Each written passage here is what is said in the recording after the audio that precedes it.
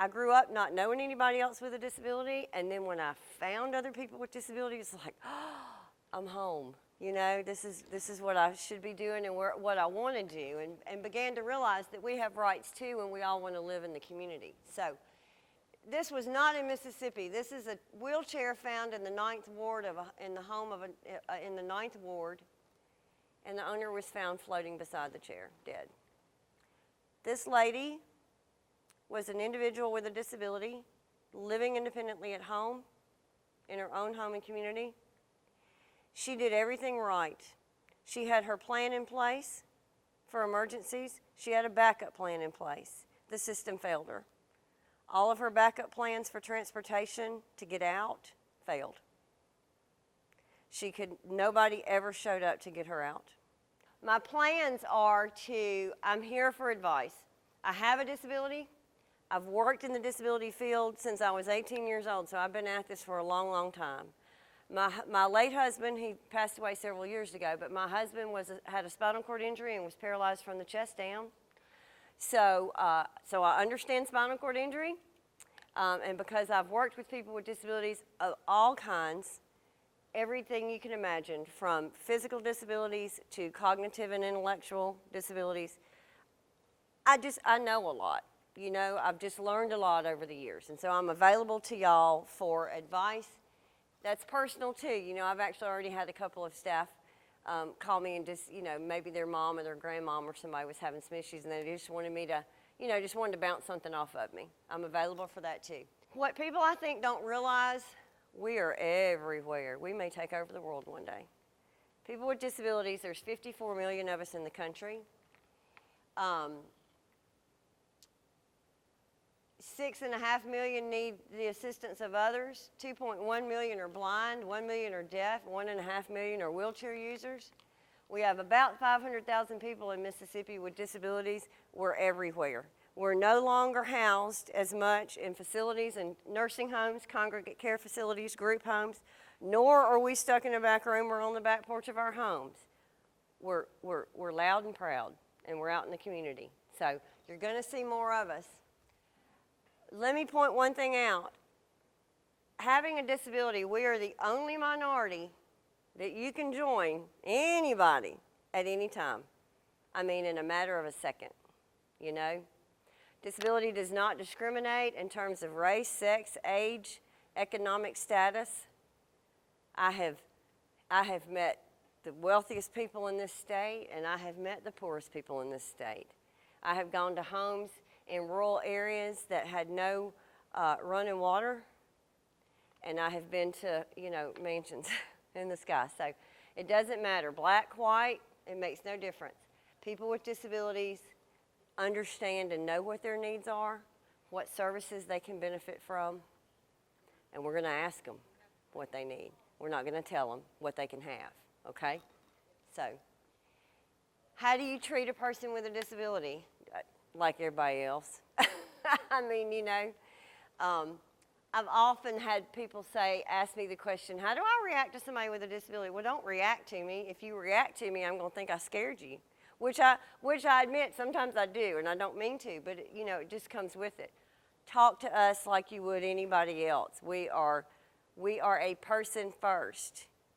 My disability, yes, it's made a huge difference in my role in life and where I went in life and who I married and all these things, but it doesn't define me, you know? I mean, it's part of me, but it's not all of me. I'm not an amputee, you know? I have amputations, but I'm not an amputee. This child is not a Down's baby. This child was born with Down syndrome. It's a part of who they are, but it's not everything, right? So keep that in mind. Person first, we're human beings. The ADA was signed in 1990. It's Americans with Disabilities Act. Y'all, we fought so hard for this. I mean, I was fighting for it back in the 80s when I first got into this business. It's our civil rights law. And essentially what it does is ensure equal access for everybody with a disability, effective communication. It is the law. We want people with disabilities to be treated equally as anybody else would be, but it's also the law now. So it's passed in 1990. The definition of a person with a disability under the Americans with Disabilities Act, it substantially limits one or more activities of daily living, okay? I am considered a person with a significant disability. We're talking about what we need with access and functional needs in order to live independently and to remain as independent as you can after a disaster, right? So all of these things require access and functional needs. There's 5 titles, but the one that is most important for MEMA is Title II, which is State and Local Government Services and Program Access. But the ADA, the Americans with Disabilities Act, covers employment, state and local government, public accommodation, telecommunication, and then miscellaneous. The one that's most important for us is that. It's program access. It just means that everything that MEMA does as a state organization, as a state entity, everything that we do should provide equal access and be equally effective for everybody with or without a disability. A lot of what I'm going to be doing, honestly, Lee has asked that all of the county emergency managers pre-select disaster recovery center locations if at all possible. We want to ensure that those DRCs are fully accessible so that anybody with a disability that's been affected by a disaster and needs to go in there and seek assistance can do so. I've been doing access surveys like since day one, since like 1993 when the standards and guidelines first came out. I don't need a survey tool. I don't need a piece of paper in front of me to do it. But I've created one because I know that other people who are new to this, of course, need one. But we started in the parking lot. Parking, accessible route into the building. What good is it going to do me to park if I got to bump up a 4-inch, onto a sidewalk? Doorways. I need to be able to open that door and get into it all by myself without any help. Restrooms, drinking fountains, and then effective communication. So in our disaster recovery centers, FEMA will bring in accessibility kits, communication accessibility kits, and they're really great. You can communicate with anybody who has a visual impairment or who is deaf with the equipment that these kits have in them. They just call it an accessibility kit, but I've seen it, and it's mostly the communication piece. And so what they have in them is they've got what's called a pocket talker, which is fabulous. I mean, everybody could benefit from one of these. It looks pretty much like this microphone thing. It's not much bigger than this, and it's got a little bit bigger microphone on it, and it's got a pair of headphones. And so if I have a hearing impairment, I can put the headphones on, and you can literally barely whisper just like this, and they can hear you clearly. It also blocks all the other noise, okay? Now, for somebody who's totally deaf that uses American Sign Language and needs an interpreter, they do bring interpreters in, but if there's not one available, they have iPads in the kits. We can call what's called the video relay service, and the video relay service, what that's essentially doing is making a phone call through the internet to a live person. It's like FaceTime or Skype maybe, to a live person who's an interpreter. And so you've got them set up on the iPad right in front, and they can interpret for you.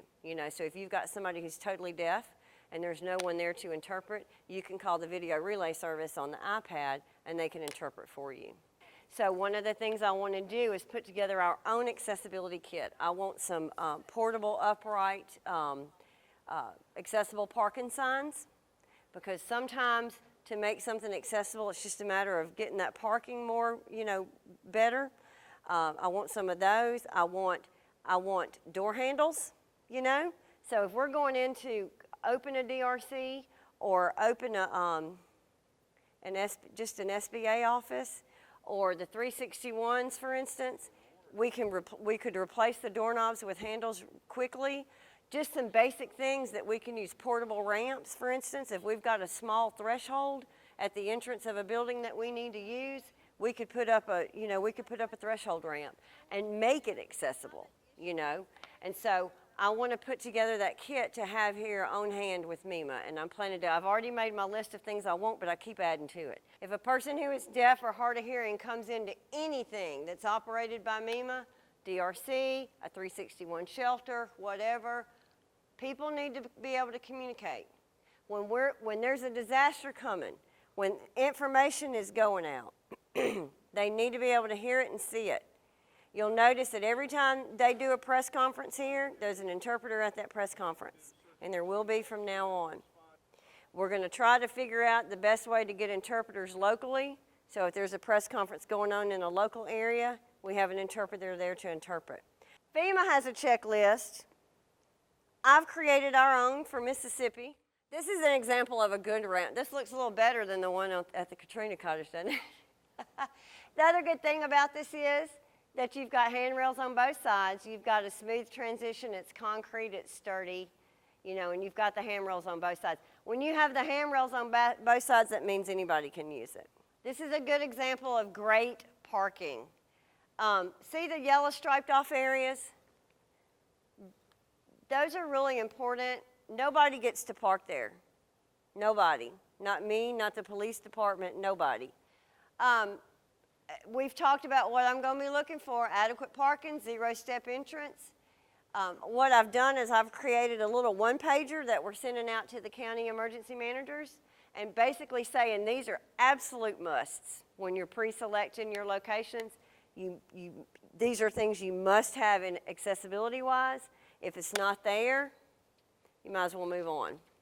I'm going to be looking for things like the height of the toilet, whether the grab bars are in place, and if I can reach the toilet paper, if it's where it's supposed to be. When we're trying to help people recover from a disaster, there's so much more involved in helping a person with a disability.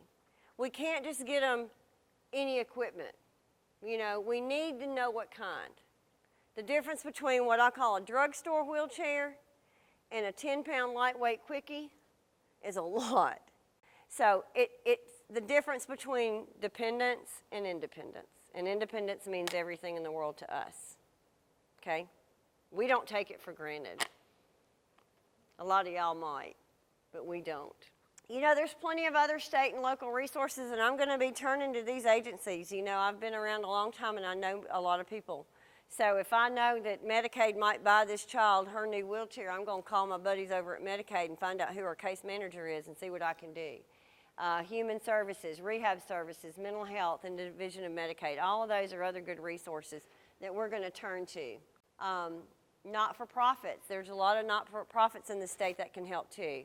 Other resources, I'm going to be looking for local durable medical equipment providers, home health agencies in the local areas, prosthetic and orthotic companies, and veteran services. When it comes to the Americans with Disabilities Act and what our requirements are, I know it pretty well, you know, so, but I'm available at any point.